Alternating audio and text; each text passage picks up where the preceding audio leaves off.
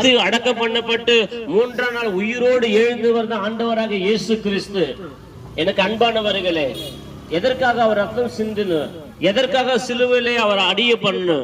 ஏன்னா நீங்க ஆசீர்வாதமா இருக்கணும், நான் ஆசீர்வாதமா இருக்கணும் தான் ஆண்டவராக இயேசு கிறிஸ்து உங்களுடைய பாவத்திற்காகவும் என்னுடைய பாவத்திற்காகவும் அந்த சிலுவையின் அந்த மரணத்தை அவர் பிதாவின் சித்தத்தின்படி ஒப்பு கொடுத்தார். அந்த மரித்த இயேசு அப்படியே மண்ணோடு போகவில்லை, அப்படியே அடக்கம் பண்ணப்படவில்லை.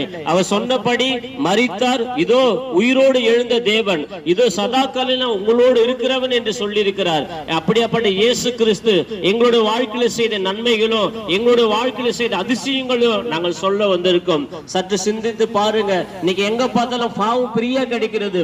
பாவத்தை நம்ம பாக்கெட்டுக்குள்ள வச்சிருக்கிறோம். அது என்ன பாவம்? அந்த செல்போன் என்ற பாவம். அந்த செல்போன்ல தவறான படங்கள் வந்து கொண்டிருக்கிறது, தவறான காட்சிகள். இன்னைக்கு என்ன பண்ணுறாங்க?